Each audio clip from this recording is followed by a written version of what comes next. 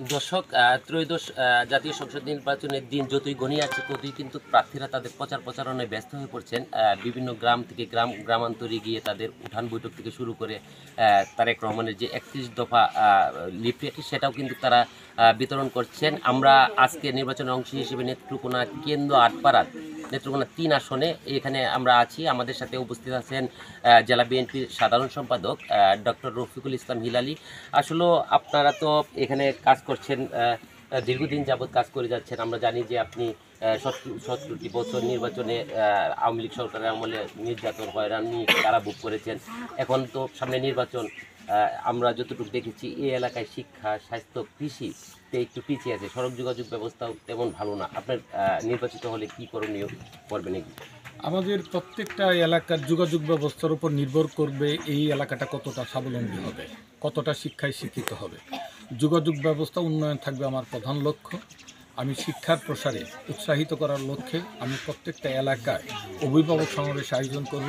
তাদের সন্তান সন্ততি রীতিমতো যেন স্কুলে যায়, কলেজে যায়, সেই চেষ্টাটা আমরা অব্যাহত রাখব।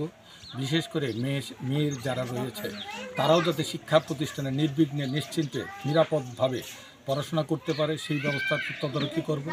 এবং সর্বাগ্রে ডিগ্রি পর্যন্ত আমাদের ছাত্রীদের বিনা বেতনে পড়ার ব্যবস্থা, এটা প্রক্রিয়াধীন এবং আমাদের সরকার, বিএনপি সরকার গড়ে তোলে, সেটা অবশ্যই এটা চালু থাকবে।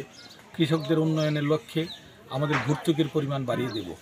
সার, বীজ, কীটনাশক যাতে স্বল্প মূল্যে তারা কিনতে পারে এবং ন্যায্য মূল্যে যাতে বিক্রি করতে পারে, তার জন্য আমরা কোল্ড স্টোরেজ নির্মাণের প্রতিশ্রুতি আমরা ব্যক্ত করছি নেত্রকোনা জেলা, যাতে কৃষি পণ্যটা এখানে প্রক্রিয়াজাত করতে পারে। এখানে প্রচুর মাছ চাষ হয় আমার এলাকা, সেই মাছটা যাতে সংরক্ষণ করতে পারে এবং ন্যায্য মূল্যে বিক্রি করতে পারে। বেকার সমস্যার জন্য আমি কারিগরি শিক্ষায় আমি উদ্বুদ্ধ করতে চাই, যাতে একটি যুবক কারিগরি শিক্ষা নিয়ে, হাতে কলমে শিক্ষা নিয়ে, সেটা দেশেই হোক বিদেশেই হোক, যদি আমরা প্রেরণ করতে পারি তাহলে অধিক আয় সম্ভব। যেখানে আপনার 50,000 টাকা বেতন সম্ভব, যদি কারিগরি শিক্ষার প্রসার হয়, সে যদি শিক্ষিত হয়ে বিদেশে যেতে পারে, সেটা 1 লক্ষের উপরে বেতন পাওয়া সম্ভব। এটা আমি অন্যতম লক্ষ্য। পাশাপাশি আপনার নিরবিচ্ছিন্ন বিদ্যুৎ না থাকলে একটি সমাজ পিছিয়ে যায়। এটা কৃষি ক্ষেত্রে, সেচের ক্ষেত্রেই বলেন, পড়াশোনার ক্ষেত্রেই বলেন, সার্বিক আপনার যে কোনো কলকারখানার আপনার উৎপাদনের লক্ষ্যেই ব্যাহত হয় যদি নিরবিচ্ছিন্ন বিদ্যুৎ না থাকে। সেটা আমি অবশ্যই এটা জোরদার করার চেষ্টা করব।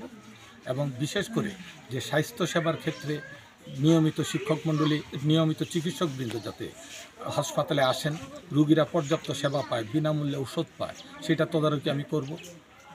সর্বাগ্রে আমি মাদক নির্মূল করতে চাই। এই মাদকের করাল গ্রাসে অনেক পরিবার জর্জরিত হয়ে যাচ্ছে। এই মাদকাসক্ত লোকটি শুধু পরিবারের বোঝাই না, একটা সমাজের বোঝা হয়ে দাঁড়িয়েছে।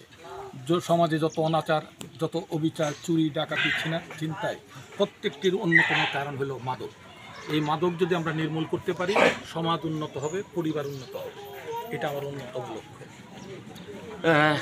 দর্শক, শুনতেই পাচ্ছিলেন জেলা বিএনপির সাধারণ সম্পাদক ডক্টর রফিকুল ইসলাম হিলালি। তিনি কিন্তু উঠান বৈঠকে আজকে এখানে একটি বেশ কয়েকটি প্রতিশ্রুতি দিয়েছেন এবং এগুলো বাস্তবায়নের জন্য যা যা করা দরকার। 70টি বছর তিনি কারাভোগ করেছেন এবং বিএনপির একজন শীর্ষস্থানীয় নেতা হিসেবে আওয়ামী লীগ আমলে তিনি কিন্তু ব্যাপক নির্যাতনের শিকার হয়েছেন।